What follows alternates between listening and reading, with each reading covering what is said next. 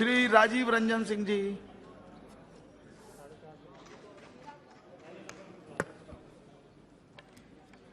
सभापति महोदय, national capital territory of Delhi amendment bill 2023 का विरोध करने के लिए मैं खड़ा हूं।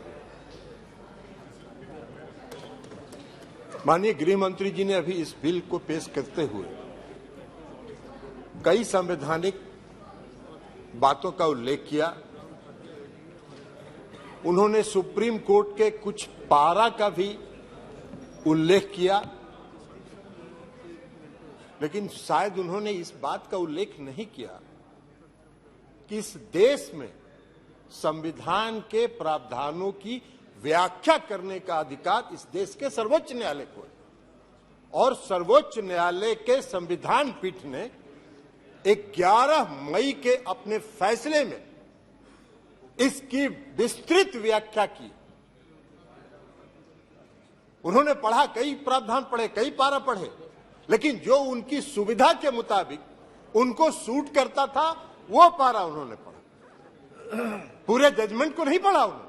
पूरे जजमेंट में विस्तृत तौर पर सर्वोच्च न्यायालय ने इसके दिल्ली के क्षेत्राधिकार के मामले में व्याख्या की है, संविधान की व्याख्या की है, कानून की व्याख्या की है, लेकिन आपको बैकडोर से शासन करना था।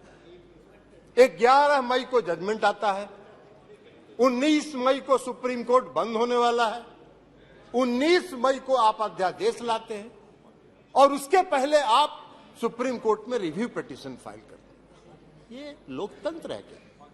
इसी को लोकतंत्र कहते हैं। ऐसे ही लोकतंत्र को आप चलाना चाहते हैं? सभापति महोदय, लोकतंत्र चलता है लोकलाज से और इस सरकार ने सारे लोकलाज को ताखे पर रख दिया और डुबो के इस दिल्ली में शासन करना चाहते हैं। आप बैकडोर से शासन करना चाहते हैं। अभी माननीय गृह मंत्री जी ने बिल को पेश करते हुए कहा कि दिल्ली की सरकार 2015 में ऐसी बन गई कि जो भ्रष्टाचार के मामले में जिसका काम ही नहीं है सेवा करना। अरे सेवा दिल्ली की सरकार जनता की सेवा कर रही है कि नहीं कर रही है, यह फैसला तो करने का अधिकार दिल्ली की जनता को। आप कैसे बैठ के यहां फैसला कर सकते हैं? आपको कौन अधिकार दिया है यहां फैसला करने की? चुनाव तो आप भी लड़ते हैं दिल्ली में, लेकिन आप 3 सीट पर सिमट जाते हैं, 3 सीट पर सिमट जाते हैं और उसके बाद भी कहते हैं कि वाह भाई दिल्ली में जो सरकार है उसको सेवा का काम ही नहीं कर रही है। कौन सा काम आप व्याख्या कर रहे? आपने दिल्ली के एमसीडी को सारे लोगों को मिला के एक एमसीडी किया, क्या हुआ? हसर आपका। दिल्ली के एमसीडी के चुनाव में भी आप हार गए, फिर भी आप बोलने में बात नहीं आ रहा है, फिर भी आप बोल रहे। तो लोक लाज जब आप ताखे पर रख दीजिएगा तो यही होगा, क्योंकि आपने लोकतंत्र को समाप्त करने का निर्णय किया।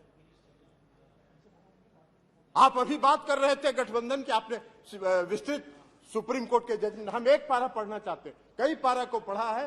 कल्याण बनर्जी साहब ने भी कहा है, बाकी लोगों ने भी कहा, फेडरल स्ट्रक्चर पर आघात है, संघीय ढांचा पर आघात है। ये जो अमेंडमेंट आपने ऑर्डिनेंस बिल लाया है यह लोकतंत्र के खिलाफ है।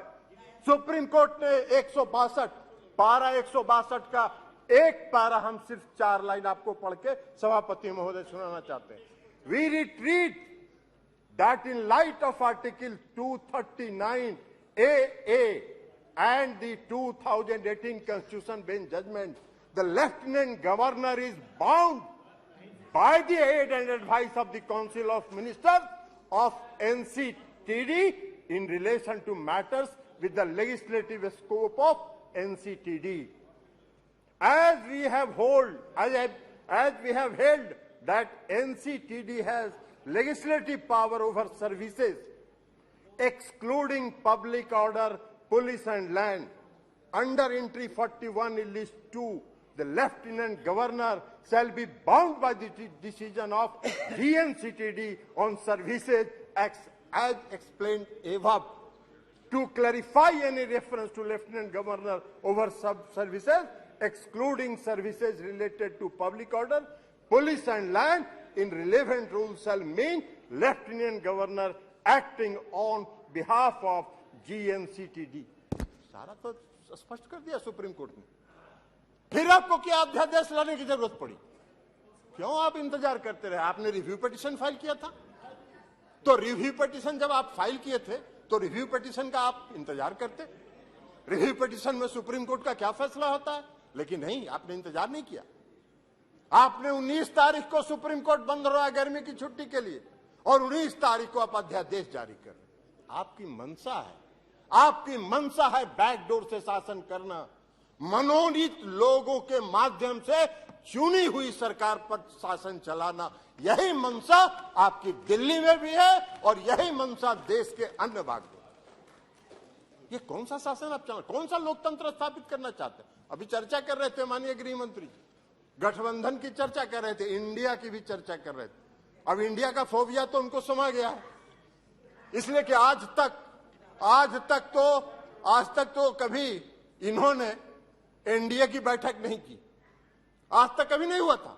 लेकिन जिस दिन इंडिया की बैठक बंगलोर में हो रही थी, उसी दिन इन्होंने एनडीए का बैठक किया। अरे भाई, आपको तो उस फोबिया से आप ग्रस्त हैं, आप उस फोबिया से ग्रस्त हो गए हैं और आपकी विदाई होने वाली है, तो इसलिए भ्रष्टाचार की बात कर रहे हैं। बैठिए ना बाबा, आप जाइएगा, विदाई होगा आपका। चलिए बैठिए, भाषण दे रहे हैं, बैठिए, आप बोलिए ना, आप उधर ध्यान मत दीजिए। राजीव रंजन जी, उधर ध्यान मत दीजिए। Address the chair only, address the chair only. केवल आपकी बात रिकॉर्ड में जा रही है, किसी अन्य की बात रिकॉर्ड में नहीं जा रही है।